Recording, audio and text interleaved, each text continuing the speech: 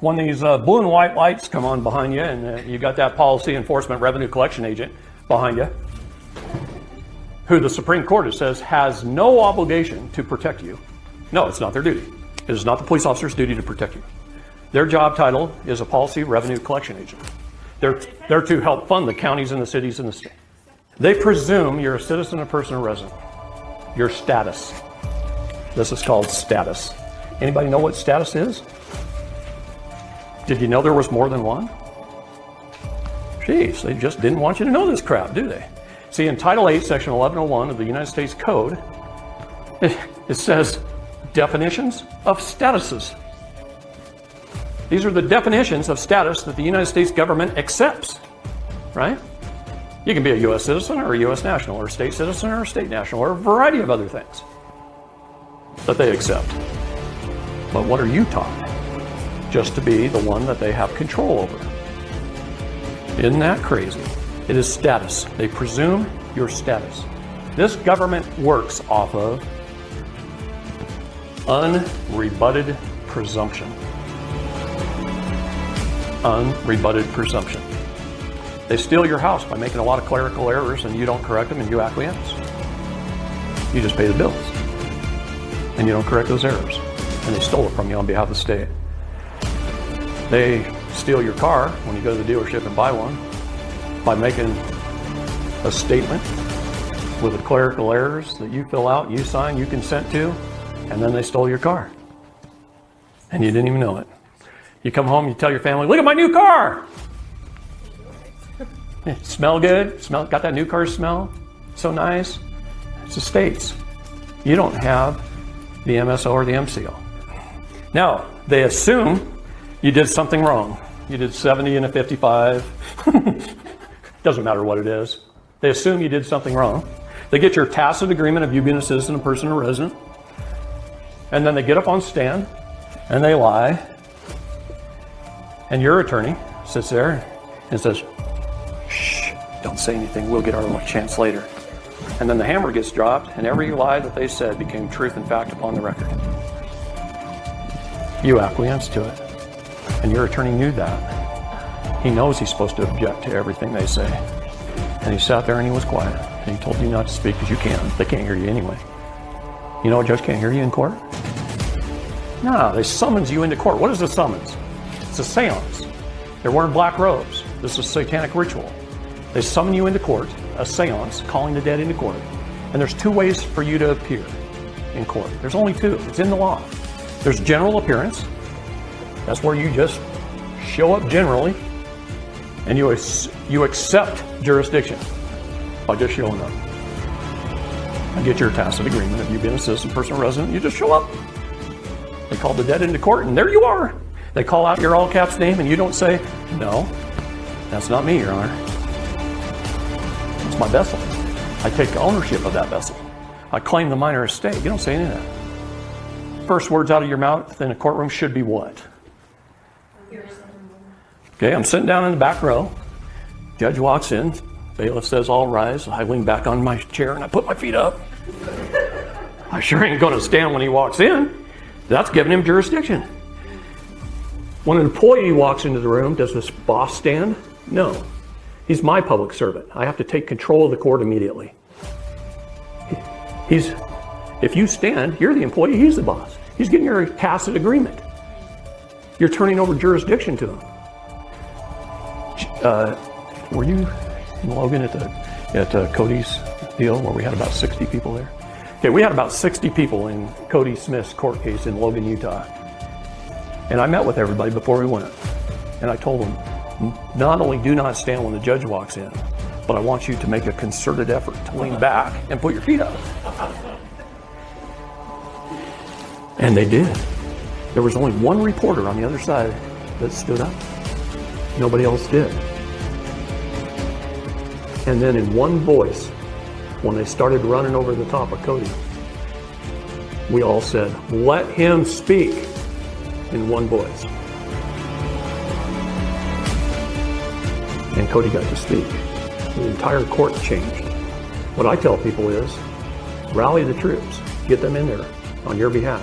if you can get at least 25 people in the audience doing what I'm just telling you to do, when you stand up there, say, I'm here by special divine appearance, Your Honor, to call for a constitutional court of record, and I brought a grand jury with me. Of my peers. What is the definition of peers?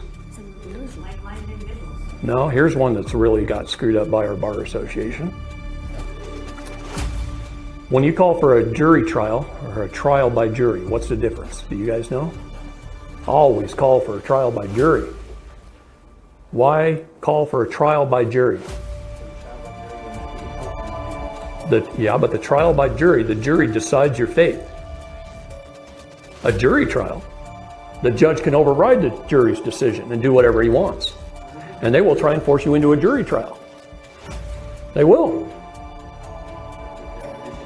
Now, here's a definition twist on the word peers. The definition of the word peers is someone from your own neighborhood who knows your character and your situation in life. For only then can you truly judge a man. What do they get? They question the jury because they don't want anybody that even knows you. They want people from other counties, other areas of the state. They want to rig the trial to railroad you. To railroad is to lead somebody down a narrow path or rail to a predetermined outlook or conclusion, and that's the path. Not making any sense yet? Oh, the fraud in which we perceive, right? It's ridiculous. And when you stand up from that back row, when they call your name, the very first words out of your mouth when you stand up and you take your first step is, I'm here by special divine appearance, Judge, to settle this matter, to call for a constitutional court of record, to ask for a summary judgment upon the truth and facts placed upon this record by my documents, and I stand firmly upon my rights. Can I get that summary judgment, Your Honor? This thing is over with. They have to do a summary judgment. The rule of three. Rule of three applies in all things. Celestial, terrestrial, and telestial, right? The rule of three. You have to ask them 3 times. And if they have an important question, they're supposed to ask you 3 times. And if not, you can say, what did you say again? See. How does a judge derive their authority? Since you brought it up. Number 1, from his oath of office, right?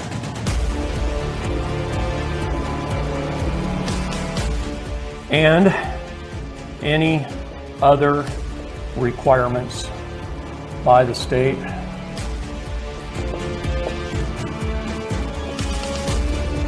to hold office.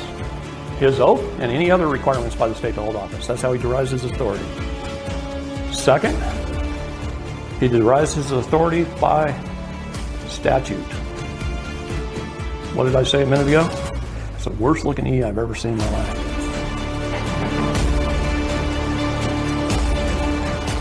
The rules, codes, statutes, and ordinances are not law. Third, he derives his authority through parens patriae. See, my first 3 questions, the very first document I submit, if we have to go to court, is a notice of appearance. A notice of appearance. I'm going to say, hey, I received this seance in the mail where you're calling the dead entity into court, and I'm willing to appear to settle this matter, but I'm going to do it by special divine appearance as a living soul. See, what does Genesis 2:7 say? Bible scholars in this room, I see that. Genesis 2:7 says, I'm not trying to give you a hard time, it's just kind of fun.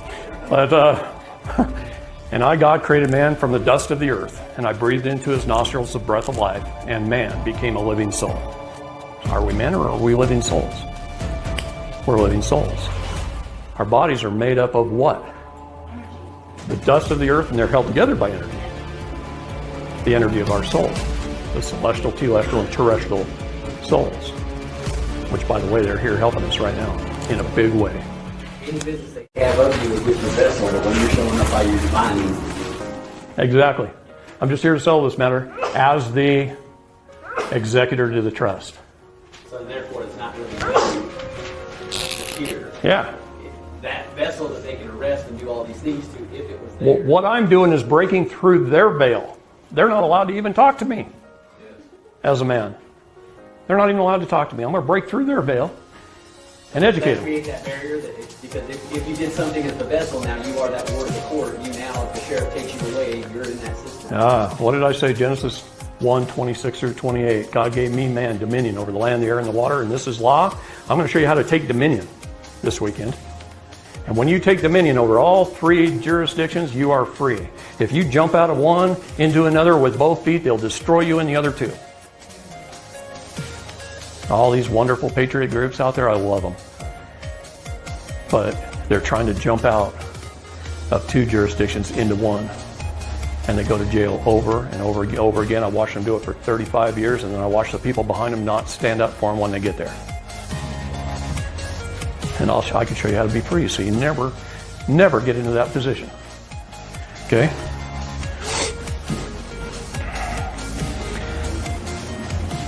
That's probably a good time. So I formed 3 questions out of this to the judge in my notice of a special appearance. I say, Judge, or Your Honor, do you claim to derive your authority over me based upon your oath of office and any other requirement of the state? Yes or no? May I have a copy of those to make sure that they're up to date and current before I arrive into court? Because if he doesn't have his current oath on file the way he's supposed to, and they seldom do, case dismissed. Judge, do you claim to derive your authority over me based upon statute? Yes or no? I'm setting him up. I'm pinning him in a corner. Because he's going to answer yes. Of course I do. Great. Then where's my paycheck stubs? Where's my company car? Where's my 401k? You're claiming I'm an employee of the state? Of the county? Of the city? Where's my paycheck stubs? I think you owe me a bunch. How much do you make? How much do these state employees get paid for driving a car around? Paid for by the state. I'm not at war. See, that's another thing. What is a warrant? It's a warrant. What is a warrant? It's a warrant. It's a declaration of war. They're declaring war upon you. I'm at peace. On my house, I fly the civil flag of peace. I walk into the courtroom with the flag of peace on my document. They can't declare war on me when I'm at peace. They can't hold me for contempt when I'm at peace. This is just a discussion. And they can't out-debate me. The physical flag that you have? Yeah. What does it look like? Yeah. Gosh, you all think we have one flag in this country? We have lots of flags. The red, white, and blue that you all see is our war flag. We have a peace flag too. And it's red and white vertical stripes with a white background with blue stars. Look at the United States Coast Guard's flag. It's the civil flag of peace because they were developed as a civil organization, and then they put their logo in the middle of it, and they called it the Coast Guard flag. But it's on a civil flag of peace. For 3 years in this country was at peace, and we flew the civil flag over all of our commerce buildings in our capitals. 3 years. A long time ago, brother. Ever since. Especially since rotten Lincoln. Stinking Lincoln. Communist. Follower of Karl Marx. Failed 5 times to run as president because nobody wanted him. Wasn't until the big bankers of Boston, New York, Chicago, and Philadelphia got behind him and put $7 million in his campaign that he finally won. And then he couldn't be president of the de jure United States of America, so he bankrupted and formed a Delaware corporation. And he made him put the Grand Army of the Republic in charge of the United States. And then he made himself commander-in-chief. And that's why every president since has been sworn in as commander-in-chief as well as the president of the corporation. President Trump is the first man that restored the Republic by executive order. In fact, June 22nd of 2019, in the Rose Garden, he gave me that hat. One more reason why they're against it. Explain that again. And he told me, I restored the Republic and now it's up to you. And if you look at all his executive orders, I don't care whether you're a Trump fan or not, but if you're not, you will be by the end of this weekend. Because every executive order he has written goes something like this. I, Donald J. Trump, as President of the United States of America, that's our de jure government, take back our utilities from the United States. Which is the corporation. Do you know what he just did? And people read that and they don't even know jurisdiction.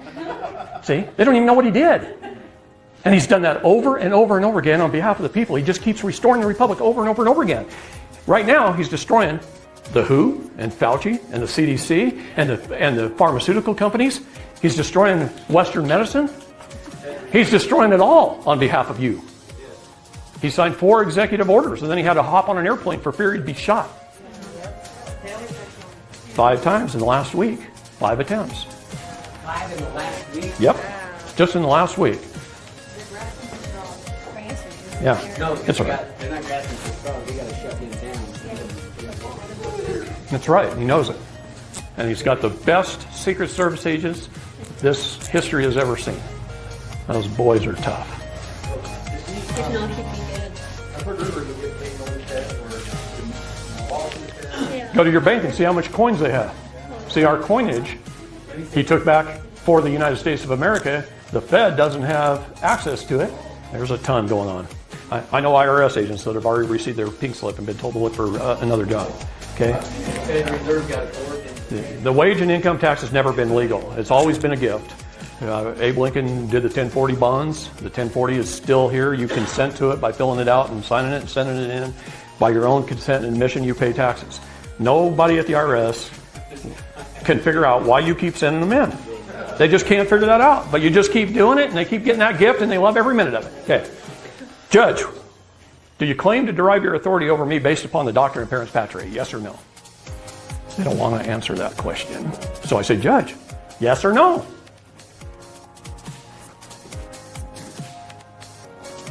Judge, I need an answer to that question. Yes or no? You don't want to get away with shit. Okay? They're your public servants. Take control of the courtroom. If he's going to assert that he doesn't have to answer. Yeah, he absolutely does. He absolutely does. He lost all immunity. He tries to take back command of that court. Look, you know, the only state in the United States I've never been in is West Virginia. Do you know I helped remove the entire Supreme Court of West Virginia off the bench a couple years ago? It was in all the papers. I've never even been in that state. But they were doing a lot of people harm. So we got them off the bench. They lose their immunity when they step outside of the scope and authority of the law in which we, the people, lay down. The minute they step outside of that scope and authority, they lost their immunity. As long as they're operating inside that, they're immune. We can't touch them. We can't sue them. But if we can prove... Okay. This is the most important question. You got to get them to answer. These 3 questions, you get them to answer. Judge, do you claim to derive your authority over me based upon your oath of office, statute, parens patriae? You got to get them to answer it. Once you do, you can destroy the case with those 3 questions. Because if I'm not a citizen, person, or resident, they have no authority over me as statute. I have limited diplomatic immunity. Do you need to ask each of them? That means if I don't kill someone, or rape someone, or injure another human being, I am immune from any statute. The only thing I can be held accountable of is harming someone else. Love thy neighbor, do no harm. That's our motto, okay? We're at peace. We love thy neighbor and do no harm. Does being at peace mean we can't shoot them in the head when they try and steal our kids? No, it does not. That's right. In fact, most states have the eminent domain, our castle laws. Our home is our castle, okay? Now, should we give them fair warning? Yes, we should. That's what no trespassing signs are for. That's why you don't open your door. You don't step out on the threshold to talk to them. You hand them a little warning notice through the door while it's still chained, and you close the door and you lock it behind you. And then they get to read. And if you wrote that notice properly, they'll get in their car and they'll drive off and they won't come see you again. 3 very, very important questions, and sometimes you must ask it 3 times. So if they refuse, you say, all right, Your Honor, I've asked you 3 times. You've refused to answer. This case is now dismissed without prejudice, and you walk out the door. And don't look back. When you do all this and you start walking up, I mean, they're not really just giving you the opportunity to ask. As you're walking up, if you're sitting in the back row and they call your name, the minute you take your first step, I'm here by special divine appearance, Your Honor, to call for a constitutional court of record before you even get through that bar. Okay? Yeah, otherwise you probably wouldn't get a chance, right? Right. Well, you gotta take the chance. Well, you have to establish your status, standing, and jurisdiction. So let's talk about that. Status. We already did a little bit. Standing. Jurisdiction. I'm going to write it way over here. Why do I do that? First of all, the Bar Association misuses the word jurisdiction on purpose to confuse the public. It's probably the most misused word in the legal arena. Okay, the legal stage. Why do I say that? Because I've already told you what the three jurisdictions are. Land, air, and water. It's trust law, equity law, contract law. That's our three jurisdictions. What does the word juris mean? It means right, law. What does the word diction mean? You look words up in a dictionary, don't you? The words you use determines the right law under which you stand.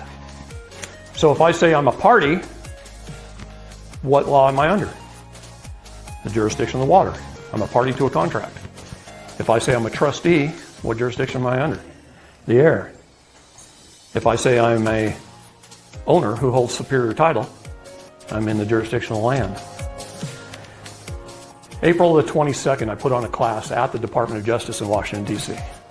in front of a whole group of young lawyers. William Barr actually set that up for me. Okay. And I put on a class similar to what I'm putting on now, but I didn't have as much time. So I had to cram it in really fast and in a very specific order. But I taught them 1 + 1 is 2. They didn't know that. They didn't know the basics of law. They're out there trying to do algebra, and they don't even know 1 + 1 is 2. So I asked them, what is the law? Where did it come from?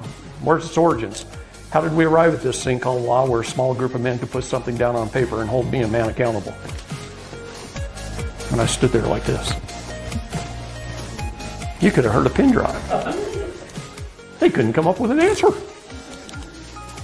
They said, one kid piped up and says, oh, it's a bill on Capitol Hill. And you know that little cartoon thing? He was repeating that. I just went.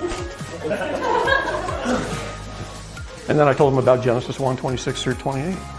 And I told them the basics of law, and I taught them about jurisdiction. See, they thought it was in the city's jurisdiction or the county's jurisdiction or the state's jurisdiction or the federal government's or this agency or that agency. They thought that was what jurisdiction means. No, that's venue. Who has the authority over it in that location is venue. Jurisdiction is, do they have authority? And in which law do they have authority? So after I got done, this young attorney came up, 29 years old. He looked like he was 12. He was the grandson of a judge and the son of a judge. Long line of judges. Very smart man. He could rattle things off like you wouldn't believe. But he thanked me for what I taught. And he said, can I tell you a story? And I said, sure.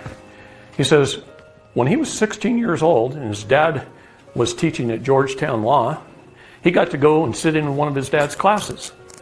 And his dad taught law just like I did. Land, air, and water. And he says, but he said it a little bit differently than you did. And I said, well, how did he say it? Because I took several hours to talk about it. He says, he said it in a few minutes. And I said, well, then I want to know, because I've been doing this like 35 years, right? And the first 20 years, I made it really complicated, and I could talk really fast, and I would just blow people's minds, and none of them would listen, and I'd have a group of 20 people, and then a year later, I'd go back, and I'd still have the same group of 20 people. I go, this isn't working. About the noisiest little go-kart I've ever heard. Anyway, I said, this isn't working. If I'm going to get the same people year after year, the same 20, this isn't going to work. How can I wake up America? Right?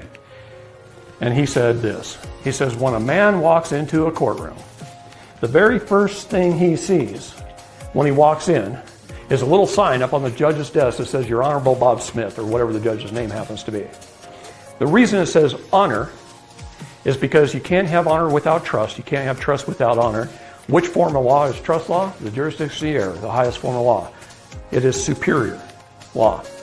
There's nothing more important in the law than having a fiduciary responsibility for the benefit of another. Okay? So he said this, the very first job title hat the judge puts on when he walks in the room is Your Honor hat. The very first thing he's going to administer, the first juris he's going to administer, is the jurisdiction of the heir. He wants to see if the man walked in with his express trust in hand. There's two types of trusts. Express and implied. This is written and this is unwritten. And if the man doesn't walk in with his express trust in hand, then the judge is going to imply a trust, where he's the executor.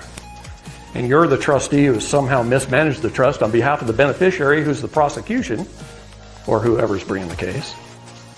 And therefore you owe the prosecution something for your mismanagement. What is a misdemeanor, by the way? What is demeanor? It's your attitude. It's at miss. You got a bad attitude, go sit in the corner. You got a misdemeanor. You got the wrong attitude. That's what a contempt charge is. It's a misdemeanor. All right? All right. Words are important, and we just don't understand them. Never taught English in school. That's why attorneys have a whole separate word for it. They call it legalese. Legalese is the separation of words in the English language into one of three jurises. So, if I'm a driver or an operator of a motor vehicle upon the highways, I have to have a driver's license. But if I'm traveling in private on the roadways in my private automobile, all I need is my passport. See the difference in the words? They both mean going down the street in a car. Both those sentences. See? But the word you use determines the juris you're under. And it's up to you to determine your own words. That's right. They open their mouth. Yeah, you have the right to remain silent. Everything you say can and absolutely will be used against you. Okay? And they'll bait you. Those cops will go, now, are you driving that automobile? No, they won't say that. They'll ask you if you're operating that motor vehicle, right? So, if the man walks in with his express trust in hand, that clearly states who the executor is, who the trustee is, has an acceptance of the trustee to be the trustee, so they can't break the trust veil. It's important. Tells who the beneficiary is, what property the trust is managing and how it's supposed to be managed, for who, the heirs. Then there's nothing for him to adjudicate. He can't imply a trust if there's an express trust in hand. He has to go by the express trust. And you know what? Trusts are private. You don't have to show the judge a trust. He does not need to read it. All you have to do is walk in and you say, Judge, you can't imply a trust when I have an express trust that clearly states who the executor is, who the trustee is, has an acceptance of the trustee to be the trustee. It tells who the heirs are and the beneficiaries, what property is supposed to be managed by the trust, and how the trust is supposed to be managed. And then you just set it back down on your table. He can't adjudicate it. So he has to take that hat off. And he puts on his judge hat. Now he's looking to see if there's a victim. If there's a victim, there's a crime that's going to trial. Physical injury to another. If there's not, it's civil. He turns his hat around. And he's looking to see if the man walked in with his superior titles in hand. Wait a minute. If it's an automobile case, do you have your MSO or MCO? You walk in with it? If you don't, he's going to imply the state has a certificate of title. The state owns it. And he's going to regulate you. And you're guilty. You see? Now let's say it's a foreclosure.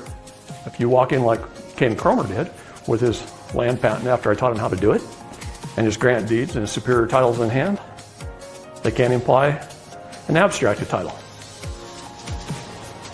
So Ken gets to move back in his house. Okay? What about your life?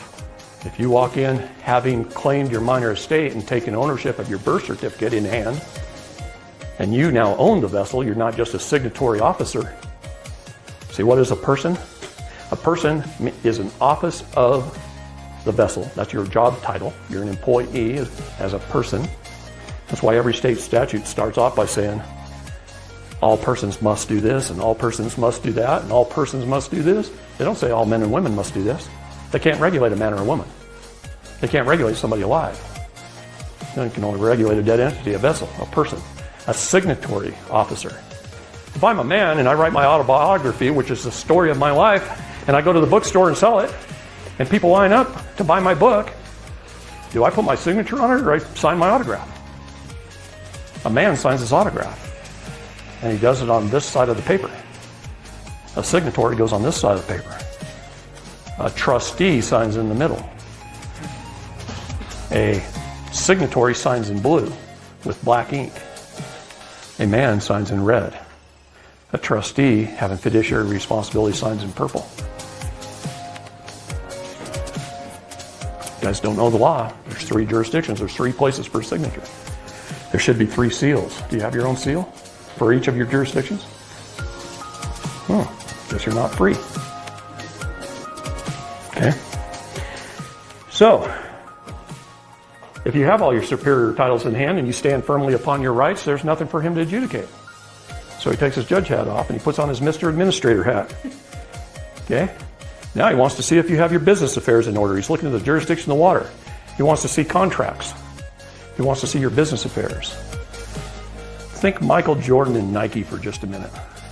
Michael Jordan signed a 5-year contract with Nike for $1 billion, $200 million a year, just so they could use his name. It's a good gig if you can get it, right? During that time, a police officer couldn't even write Michael Jordan's name on a ticket without the prior express written permission of Nike or Michael Jordan. See, they can regulate commerce, but they can't interfere in it. Title 15 of the United States Code becomes your savior because it says any documents that they used your trademark name on must be destroyed. So that ticket goes through a paper shredder. You want to trademark your name. Absolutely, you want to trademark your name. So how you take dominion over your 3 jurisdictions is first you do a trust. And now I'm going to back up. You have to take status first. You got to claim who you are. Claim your status. Did we make enough copies of those? Pass one of those out to everybody. You have to claim your status. Status, standing, and jurisdiction is everything in the law. Everything. You have to know who you are and what status. Maximal law, again, is that in which one creates, one controls. As a state national, I'm one of we the people who created government. Guess what I control? Government. Government created the U.S. citizen. Guess who they control? You, the U.S. citizen. Hey, we're not free in this country.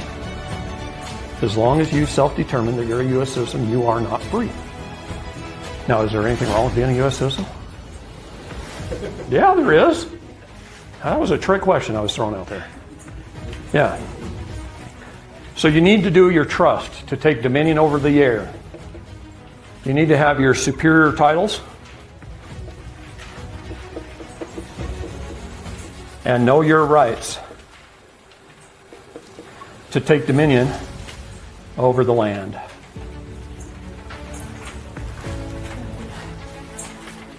Now, Michael Jordan and Nike, that's what I was on, that story. Let me ask you a question. CPS comes in people's houses every day and they steal kids. They kidnap kids as a private for-profit entity, not government. Half the people I talk to are not bad parents.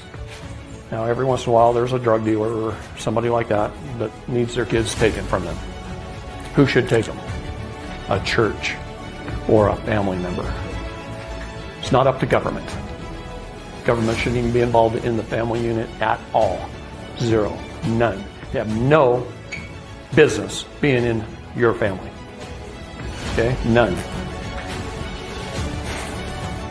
I get sometimes 70 to 100 phone calls a day from parents all over this country whose children have been taken. Every day, day in, day out. I was with her yesterday, and I got a phone call to listen to their story. Brought me to tears, didn't it? Not many people can handle those kind of stories.